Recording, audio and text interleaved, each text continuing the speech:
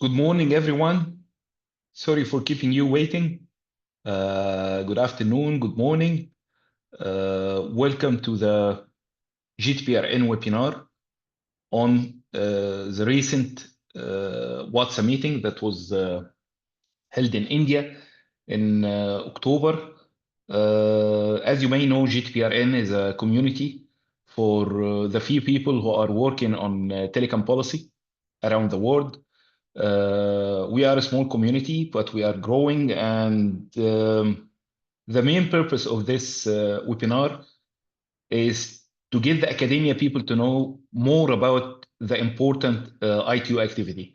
1 year ago, we did have a successful webinar on the results of WRC 23, the World Radio Communication Conference.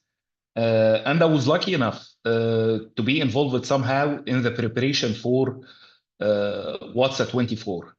I'm not lucky enough to participate in it, but the good news is that I managed to convince almost 25% of the leadership in the ITUT to participate in our panel today. And I would like, first of all, to thank Dr. Bilal Jamoussi. Dr. Bilal is a bright star for many, an idol for me, and is the deputy to the director of ITUT, and he's also chief of Telecommunication Standardization Policy Department. Let me tell you one thing about Dr. Bilal, is that I did have one of the shortest business meeting in my life with him. So the purpose of the meeting was for me to ask him for 3 things. And number 1, he told me it's done. Number 2, it's done. Number 3, it's done. And 5 minutes and the meeting is adjourned. So thank you so much again, Dr. Bilal, for joining us today. And if I may start with you, sir. And I know, and you know, and people who participated in WTSA 24 know that that assembly was significantly different than the previous one in terms of its attendance, side activities, and most importantly, it's out. So would you kindly shed the light on what have been the main highlights of WTSA 24? Yes, thank you. Thank you very much, Mohammed, for the kind introduction and kind words. Happy to brief you or debrief you on the outcomes of WTSA. I have a few slides that I can share with you on the screen, if that's possible. I'm not sure if I need permission to present. Maybe you have. It's granted already. It's granted. Granted. Thank you very much. So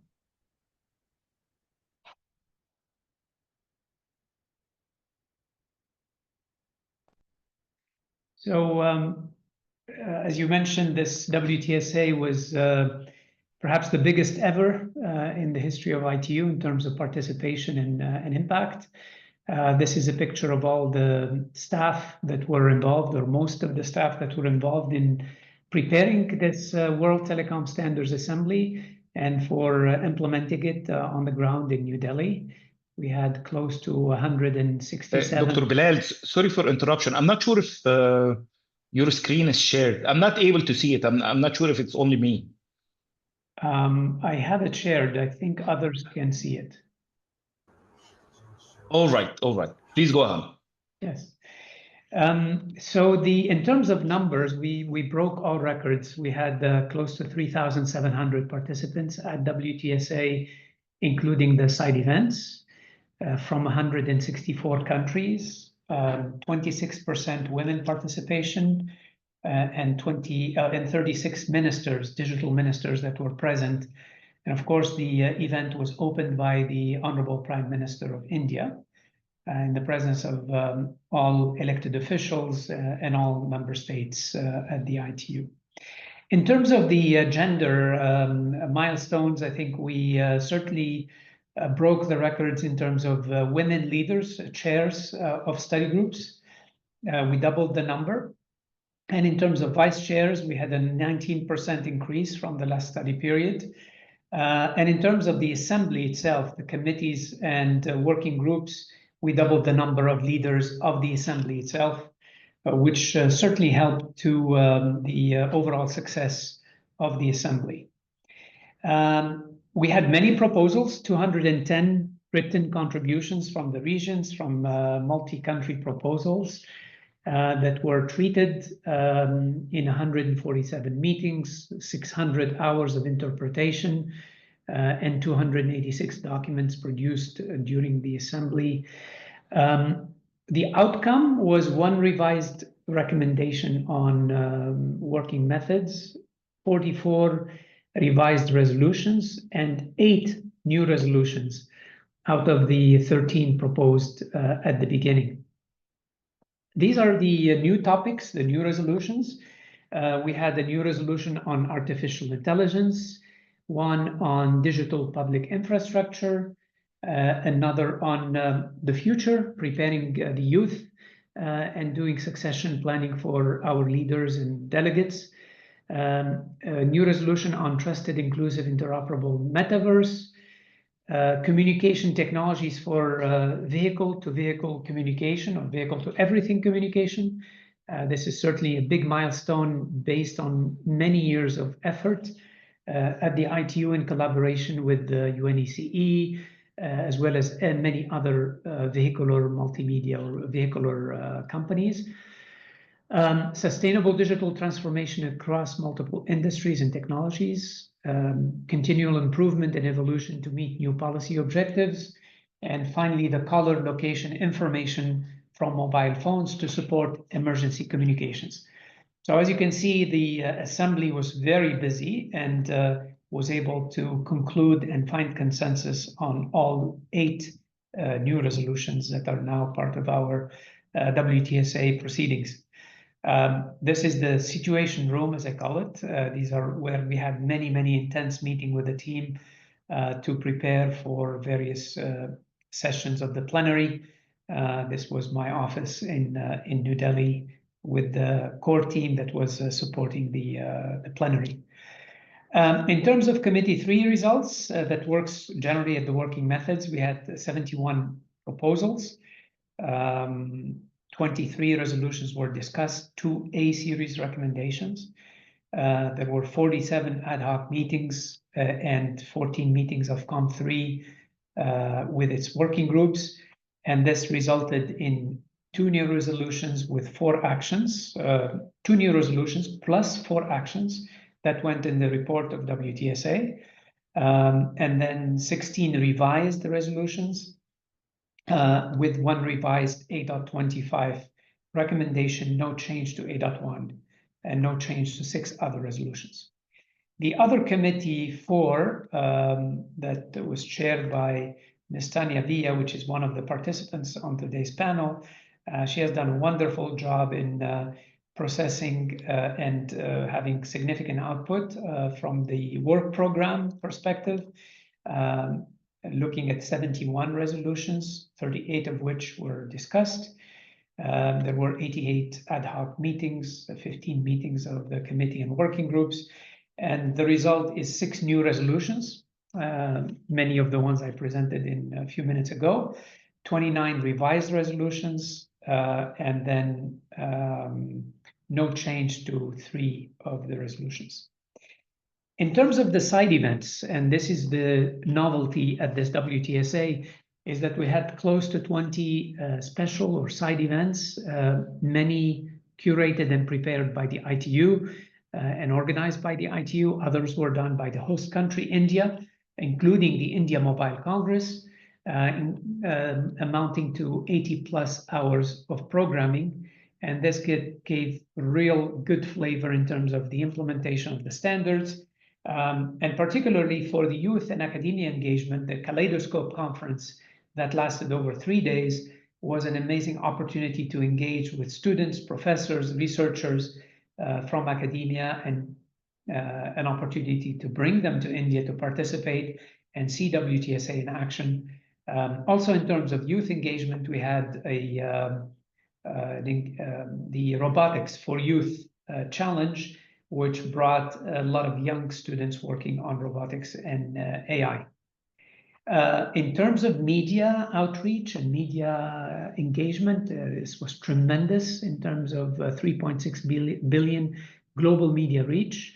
182 media registered for the assembly and the side events. Close to 1,300 ITU mentions in the media during the assembly, and 99 positive or neutral coverage. So most of the coverage was either positive or neutral. We had very little negative coverage of the assembly. So social media also, in terms of live streaming of many of the side events, lots of activity by India on social media, but also by the ITU membership, all the delegates present, the staff and the communications team of the ITU. There were 300,000 people connected to just the opening ceremony, where the Prime Minister and the SG Secretary General of the ITU presented what's to come and what's the importance of WTSA being the first time in Asia. So with that, I'll stop sharing my screen and turn it back over to you, Mohammed, if you have any questions, or any of the participants, if they have any questions or comments. Thanks so much, Dr. Bilal. As I told you at the beginning, this is very impressive. I've never seen so much what's in terms of having a big event. We usually claim, the radio people, that WRC are the biggest, but I think you broke that record with what's 24. Congratulations again. And let's move to a very familiar face, at least from our sector, Tania. And Tania, let me confess, so we know each other from the Spectrum world. You're a very well known in the WRC arena, but it's my first time. And let's ask Dr. Bilal about this. You are perhaps one of two people I know that are involved in ITUT and ITUR activities. Perhaps only two or three. So aside from that achievement, you're also the chairman of ITUT Study Group 12, which is responsible of quality of service. So please forgive my ignorance, but how the ITU should be involved in a matter that perhaps I personally consider as national matter, such as quality of service? Thank you, Mohammed, for the question, and of course for the invitation to share this panel with such distinguished and esteemed colleagues. It's really an honor to me. And yeah, I notice when we are involved, for example, especially in ITUR, there's a lot of times there's this debate about what is national or domestic and what belongs in the ITU. So with respect to Study Group 12, I think the question can be answered by giving you one example. And this is the example of how I came to ITUT, because I think it's the same situation that I share, or we in Mexico share, with the rest of the world. I work at the telecommunications regulator in Mexico. At that time, I was working in regulatory policy, and we were trying to come up with our QoS framework in Mexico.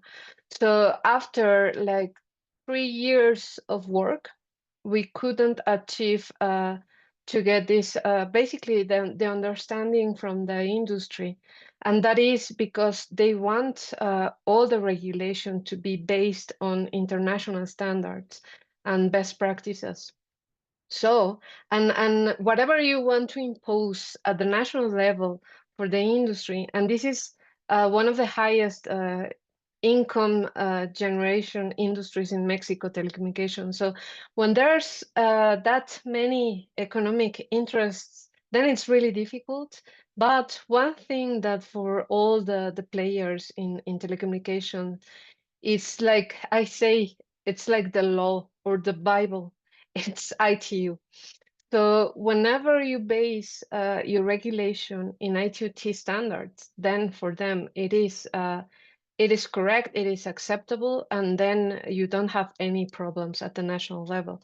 So that's why I arrived in ITUT Study Group 12 because I wanted to, our ideas and our proposals, I wanted to maybe, and this was my dream, to create one ITUT standard out of those ideas. So that's why I started participating in ITUT Study Group 12. And next, of course, I became editor of one of the recommendations. And this was about establishing a national framework on how to measure quality of service and quality of experience. At that time, it was for the mobile service. So, and that was my experience after we managed to agree to consent this recommendation. I came back to Mexico, and then we included in the proposal for the national regulation. And of course, because it was based in ITUT standards, then it was accepted because for all, I think for all the stakeholders, they take it as if it was consented at a global or international level with all the stakeholders also, I think it is accepted, and that's the reason. And I now, being the chair of the group, I have talked to some of our colleagues from different parts of the world. And for example, in ITU, I learned how similar interests and also concerns we in Latin America have with the African region, for example. I think we share more or less the same conditions on the market. It is different from some countries that have a very well developed competition market. So that's why we kind of need how to, for example, measure the quality of service. And if we are going to impose a sanction, economic sanction, because in Mexico the sanctions for not complying with quality of service can go from 1 to 3% of the total yearly income of the operators.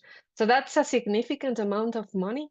And when that much money is in play, then you have to make sure that whatever you are basing your regulation on is completely accepted, and it's well fundamented, and it has even like that scientific or academic background.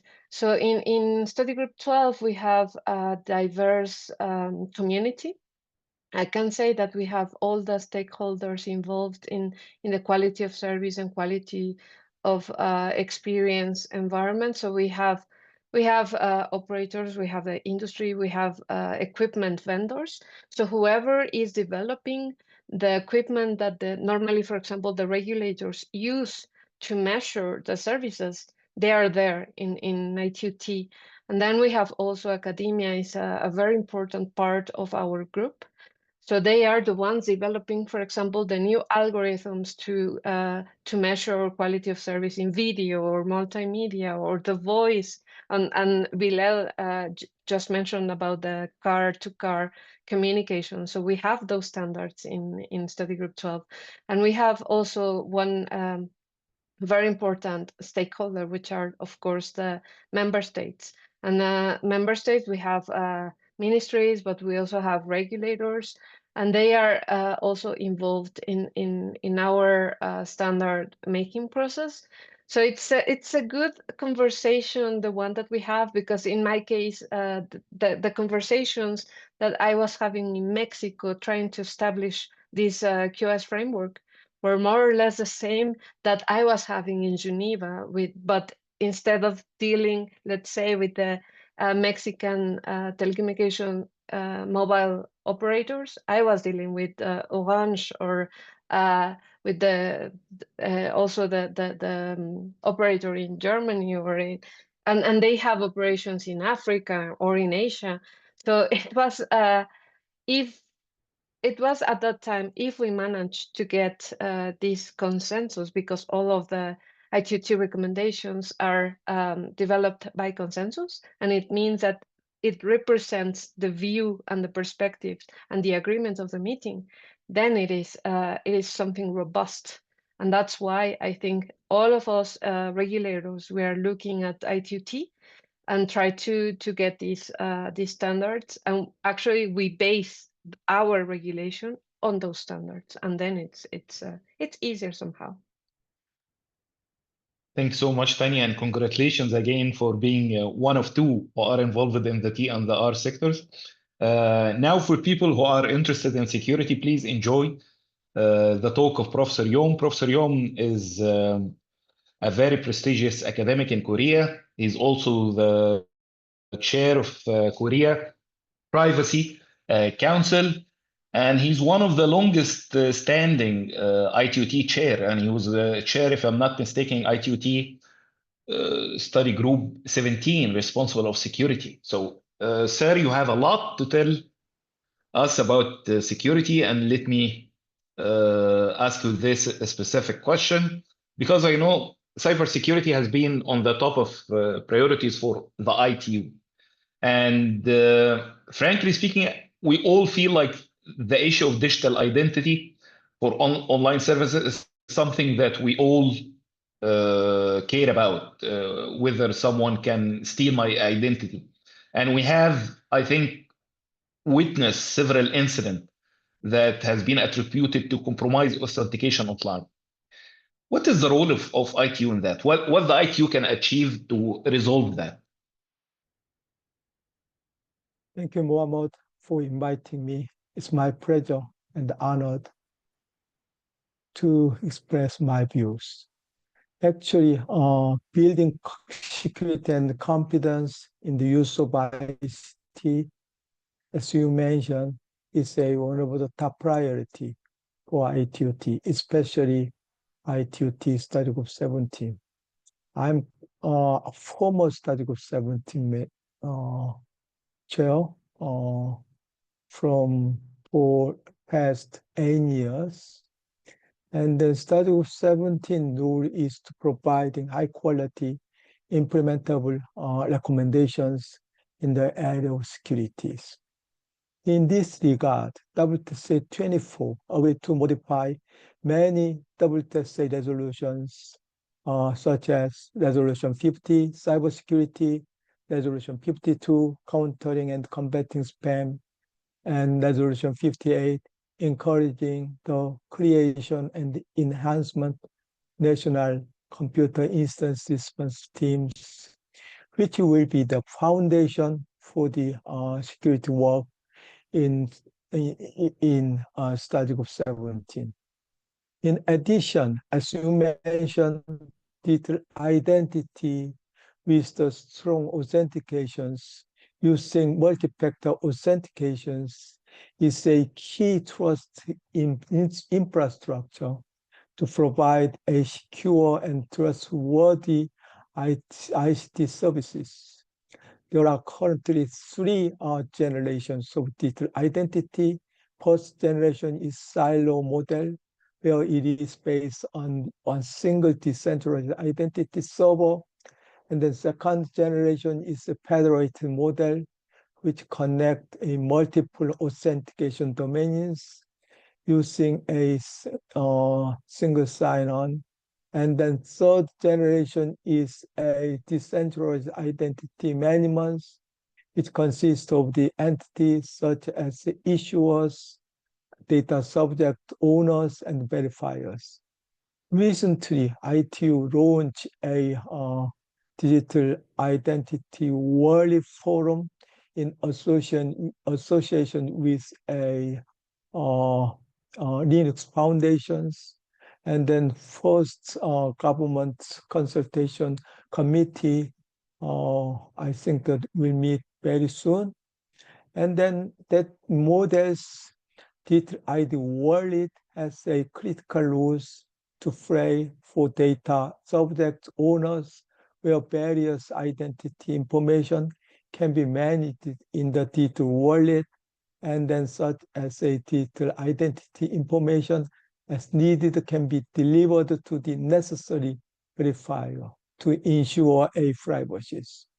Good news is that WTSA 24 in its WTSA 24 actions on digital identity instructs Study Group 17 as a lead study group for identity management, could continue to develop a necessary recommendations for identity management and verified credentials.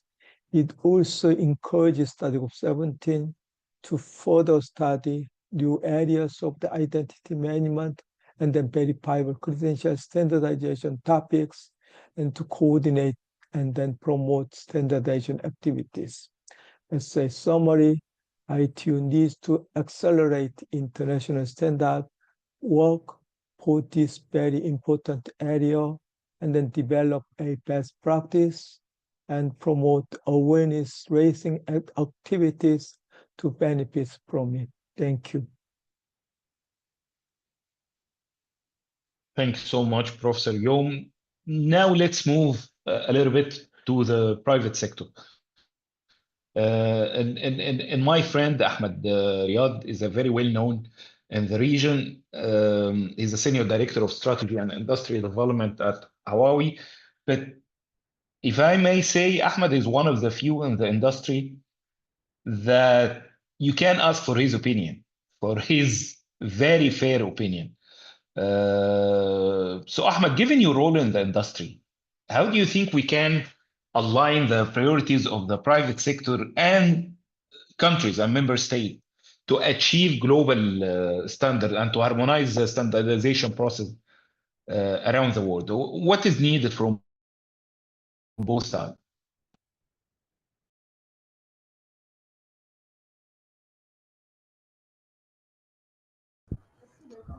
Hello, Mohammed. Thank you very much for this intro. I hope you can hear me clearly. Yes.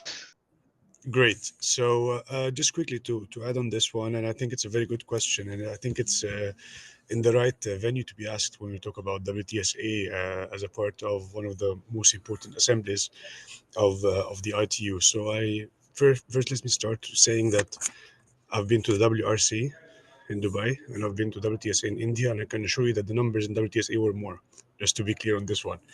And for your question, I think it's extremely important when we talk about the private sector. Private sector is the one who does the solutions, the products, the actual implementation of the technology, and we do it across 170 countries, coming from Huawei, but also all other private sector. They work on multiple markets with different national regulations, sometimes different national policy directions or policies, and other times. However, when it comes to global standards, it has to be global. So the technical standard has to be global to ensure interoperability between multiple vendors, multiple companies across different technologies and interfaces. But at the same time, they have to abide by or be compliant to the regulations, either on a national level sometimes or regional level, and sometimes there's global directions in terms of some regulations.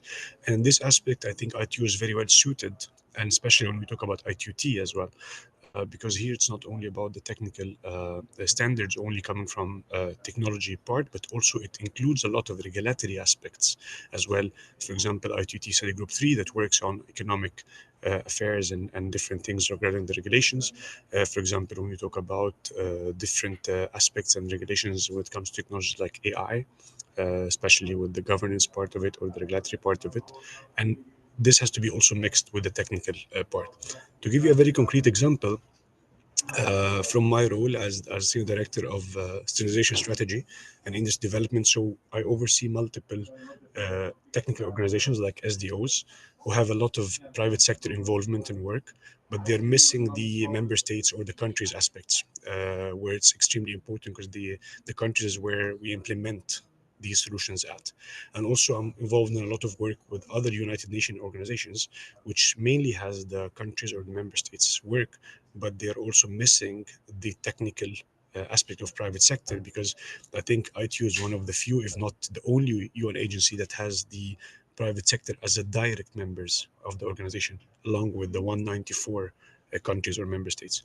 So these two together in one platform makes it very well suited for very technical and governmental issues such as I mentioned, AI or sustainability or this kind of thing that needs an inclusivity in terms of global view, but also needs very deep technical aspects in some of the groups or study groups or focus groups that we work on in the ITU. And as a practical example, for example, ITU Study Group 5, the energy efficiency study group, we worked a lot with all the members of ITU to have this ITU Study Group 5 standard L1333, which mainly works on the network efficiency. Like it kind of have this indicator of network intensity, carbon intensity, energy indicator efficiency to measure it. And it's a great standard, but we also took it further as a private sector to be, I think, the only or the first vendor to implement it in our products as a product level. So whenever you have any sort of enterprise product or a carrier product, we have the NCIE, which is the indicator of carbon energy efficiency, that based on the L1333 standard of the ITU Study Group 5. So this is where you can see that a technical standard coming from private sector on a solution level is taking the needs from the countries or the regulators or public sector to tell us that this is what we want to measure. We want to make sure that we have lower watts per bits or lower energy or better, more efficient energy when it comes to digitalization. Another concrete example is AI. For example, I also had the honor to contribute heavily in an AI standardization roundtable at the AI for Good Summit, which is also under ITUT. It's a great ITU event, and it also mixes this idea of standards and global regulations or policy, particularly when we talk about something like the HLAB, the High Level Advisory Group of AI from New York. If we talk about the EU AI Act, it's also a regulatory part. But how can this be translated into actual standards, technical standards that we as private sector can understand to implement and make sure that we align and comply to this kind of global governance and regulatory aspects that comes from the member states. So I think the main challenge in your question is basically what we see as opportunity. The challenge is that you have the platform that have the countries and the private sector might have different needs. Private sector might be a little bit more into their businesses, less inclusive.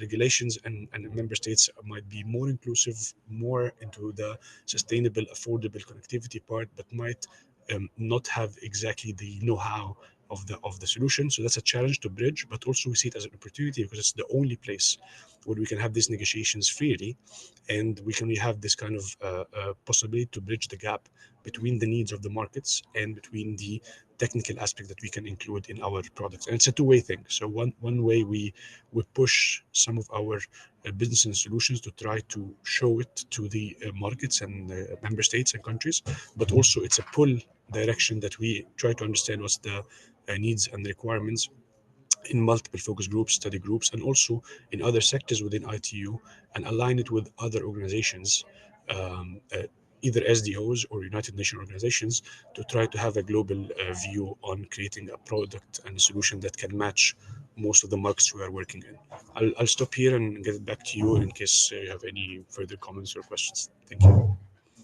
Thank you so much, Ahmed. And now to my favorite professor, Professor Rob Frieden. He's a pioneer chair and professor of telecommunication and law at the Penn State University. And he's one of the few, if I may say, that have a very constructive critique to the ITU work and a very prestigious journals and even books. And I invite you all to read perhaps his latest publication in the Telecommunication Policy Journal.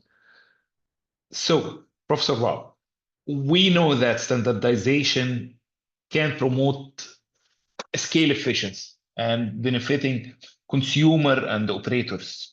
However, I personally have witnessed instances where stakeholders cannot reach a single consensus standard. We all know several examples of that. But when that can happen, what circumstances can favor that, as some may call it, harmful outcome? Fair enough. Thanks very much for the opportunity to visit, and greetings from central Pennsylvania.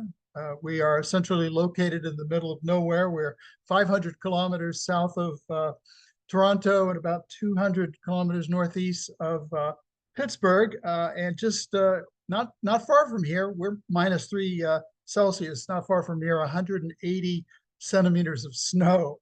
has fallen. So I am not at the beach, even though I like that background.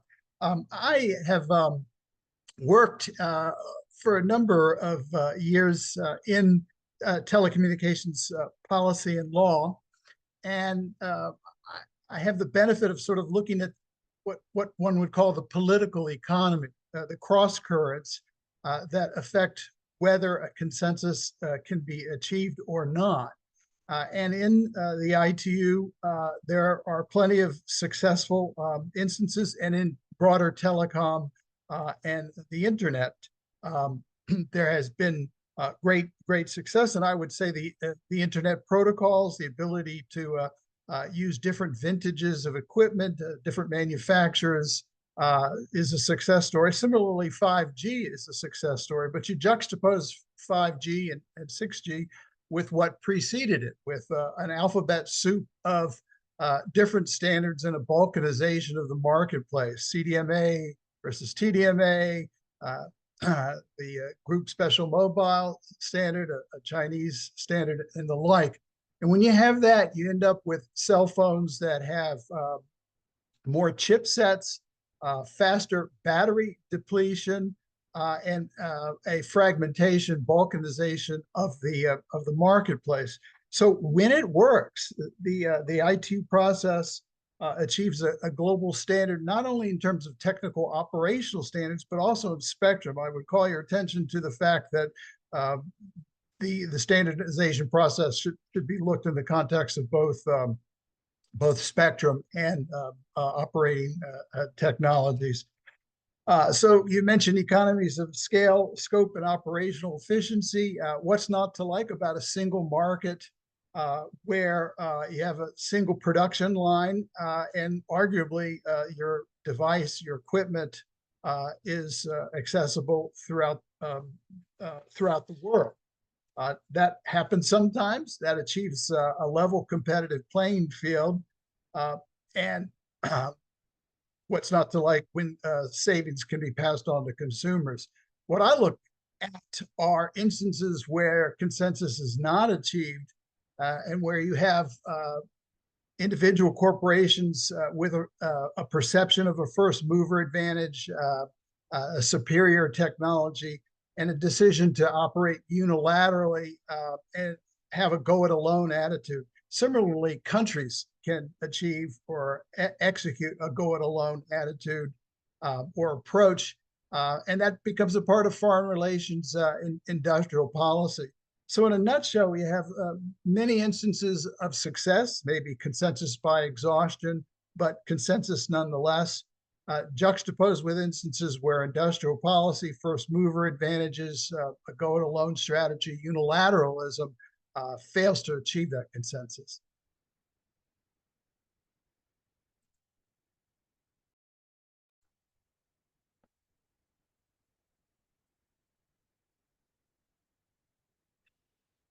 Thanks so much, Professor Rob. We're lucky enough to be joined by my dear friend, Ahmed Saeed, is advisor to the Minister of Communication and Information Technology on Economic and Statistical Affairs at Egypt. He's also the head of international policy sectors at NTRA, but most importantly, he's the chairman of ITUT Study Group 3. And frankly speaking, Ahmed is the one who got me into the WhatsApp business.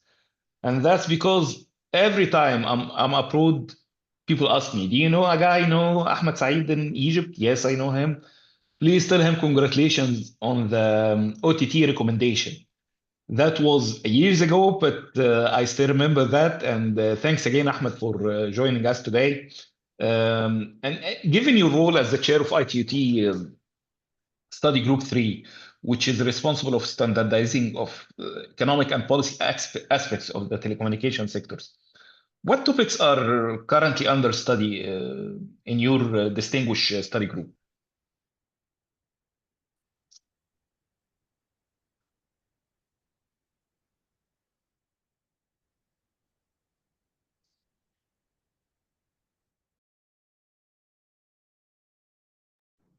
Ahmed is on mute. Ahmed, you are muted. I'm sorry. Yes, I was muted. So thank you so much, Muhammad, for the introduction, and I'm really sorry for being late today. Well, the discussion is interesting, and I'm very happy to join you. Well, for study group 3, we have many topics that has been discussed at the moment since the last study period and for the upcoming study period.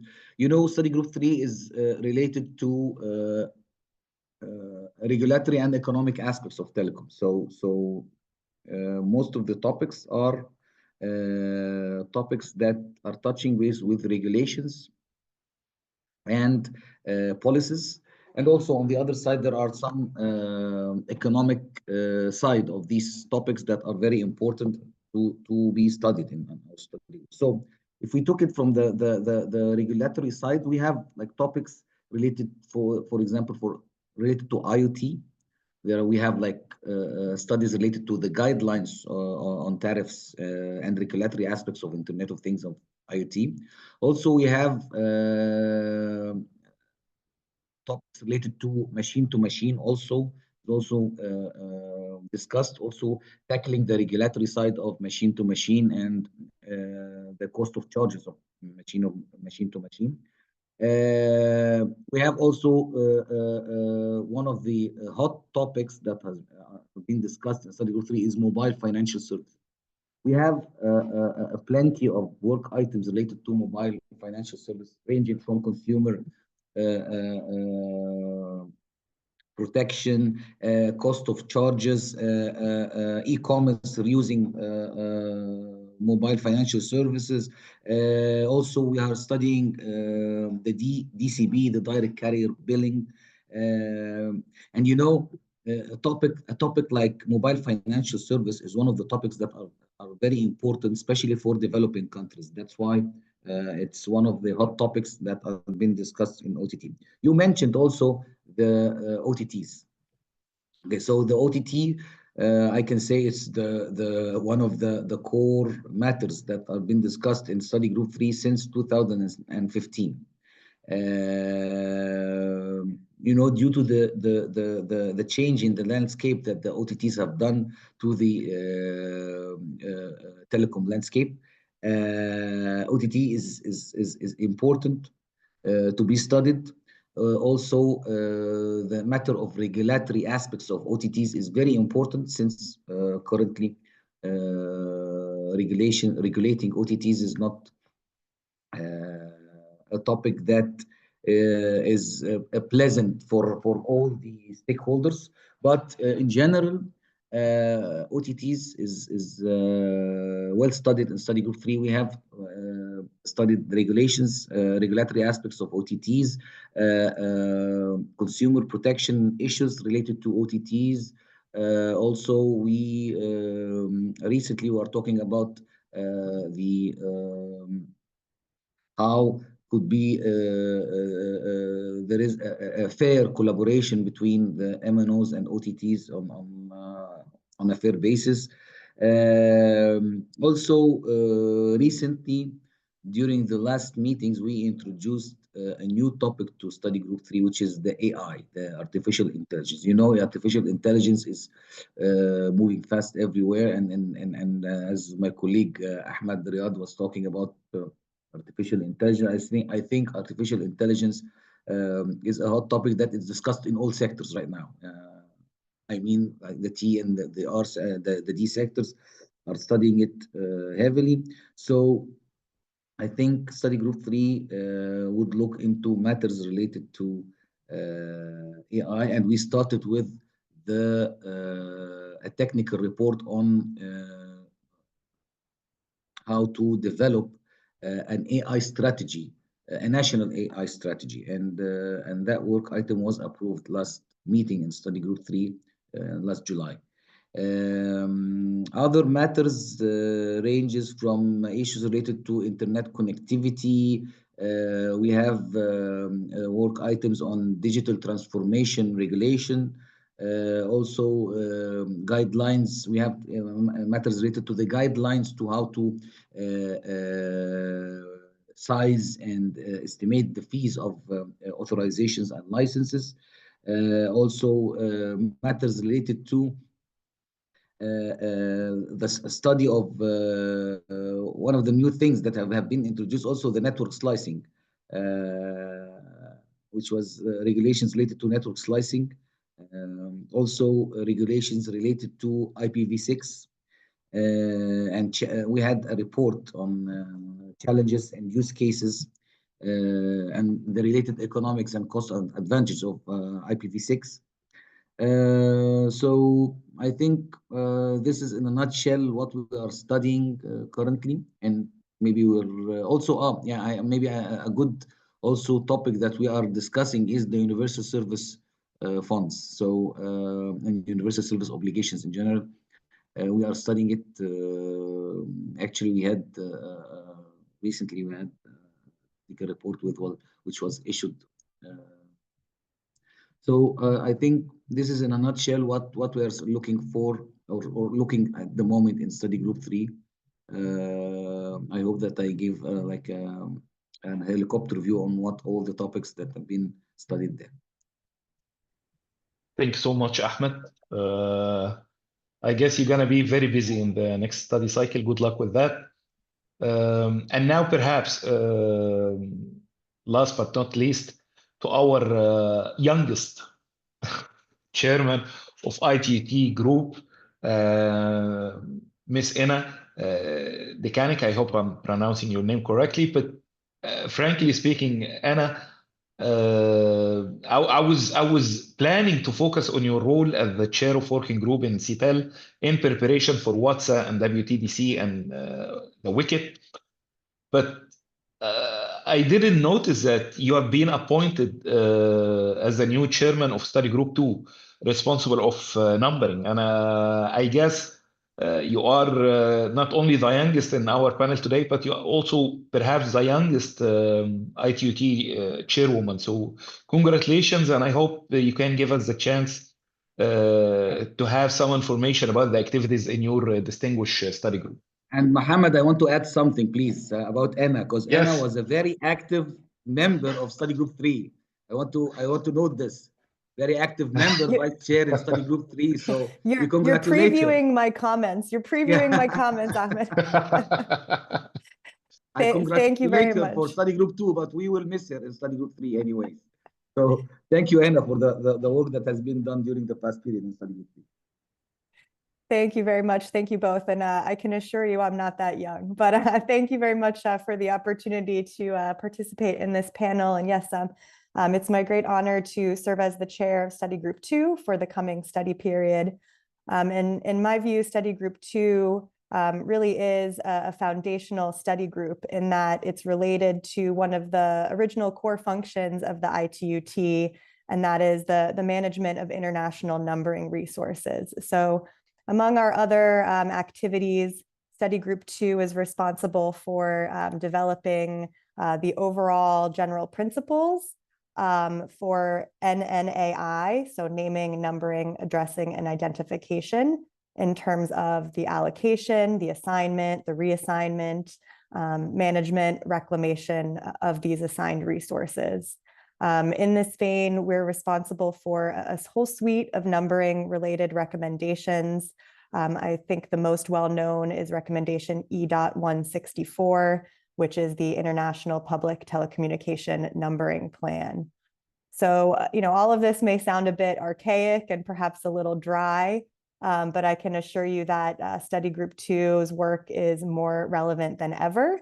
And it was interesting that Ahmed mentioned the importance of IoT and M2M, and that's certainly been a hot topic in study group 2 as well. And in fact, for this reason, study group 2 is responsible for attracting a lot of new members to the ITUT. There are many new innovative companies, private sector industry who are increasingly interested in international numbering resources for the provision of IoT and M2M. And so they are joining ITUT as study group 2 associate members so that they can apply for these numbering resources. Given this trend, we're also working on a new recommendation about IoT naming, numbering, addressing, and identification. And that's something that study group 2 plans to finalize in this study period. So certainly something to watch out for. Also wanted to mention OTTs since Ahmed discussed it as well. And I really appreciate the question that Rob asked in the chat.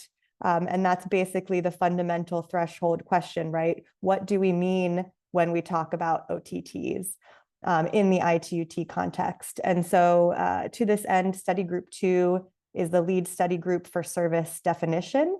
And at WTSA, we revised the mandate of one of our study questions to explicitly include service definition for OTTs. And so I expect that this would be an area of significant activity in the coming study period.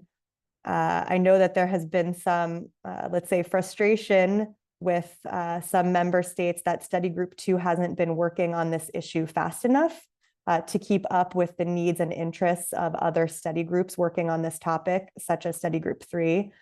So I hope that this change in the study question will help. I do also want to emphasize, though, that like all of ITUT, we are member-led and contribution-driven. And so this is my call to action. You know, if study group 2 is going to be successful in developing a service definition for OTTs, we really need more members to come and actively participate and submit contributions. So I would invite and encourage all of you to attend our first meeting. It will be February 5th through 14th in Geneva. And just as Ahmed mentioned, last study period, I was privileged to serve as a study group 3 vice chair. And so now I've participated in both study groups for quite some time, and I feel I'm well-versed in the dynamics of both. And so one of my goals as incoming study group 2 chair is to really try to foster and increase the collaboration and cooperation between both groups, because there are a lot of topics of mutual interest, cross-cutting issues, such as OTTs. Study group 3, I will mention, has proposed a joint working party between our 2 groups on OTTs. And so that's something that study group 2 will be addressing at our first meeting in February. So again, I hope to see you all there. I'd encourage you to attend, and thank you very much again. Thank you so much, Anna. Don't want to hold you from your dinner or your breakfast in the US. So perhaps before we can take a question or two from the audience, I would like to give the last word to Dr. Bilal. And very briefly, how can the academia be more involved in the IT? Chances are there. And I know it's a unique opportunity for the academic that you are in that position, and you are yourself an academic. You are a doctor, you have a PhD in engineering. So please enlighten us. Yes, thank you, Mohammed, for the question. And thanks to all the colleagues for their briefings today on post-WTSA. Certainly enjoyed hearing all of their perspectives. The academia has a number of possibilities to engage with ITU. Of course, we have close to 200 academic members and research institutes who are members of the ITU. They can participate in our all 3 sectors once they become members. They can contribute to the standards development process, bring contributions to all the study groups, and have access to our assemblies and various meetings. So that's one way. Another is certainly through the Kaleidoscope Academic Conference to contribute papers. The last conference was in New Delhi and was a big success, and we had many new ideas, new papers, and significant engagement with academia through the Kaleidoscope Conference. The third is the journal, the ITU journal, that is peer-reviewed papers that are published every quarter with Professor Ian in Georgia Tech, who is the current editor-in-chief of the ITU journal. So that's another possibility to engage. And of course, throughout the the workshops, seminars, and study groups, focus groups, we have always had a very close engagement with the professors and students from academia in the work of ITU. So maybe these are a few opportunities or possibilities for engagement in our work. Back to you, Mohammed. Thank you so much, Dr. Bilal. For your time, and again, I'm quite grateful for your support and help and assist, and I wish you all the best in your endeavor in the IQ. So we're running out of time. Otherwise, we will successfully adjourn the meeting.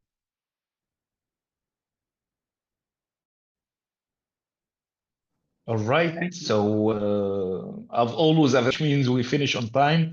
So let me thank you again. Let me thank our panelists, distinguished panelists today, especially Dr. Bilal and Ahmed Saeed, who frankly has the main idea of your participation and what should we focus on.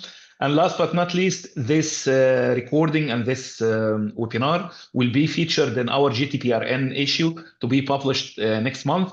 And we intend in December to have a webinar each Monday. So next Monday it's going to be on IGF.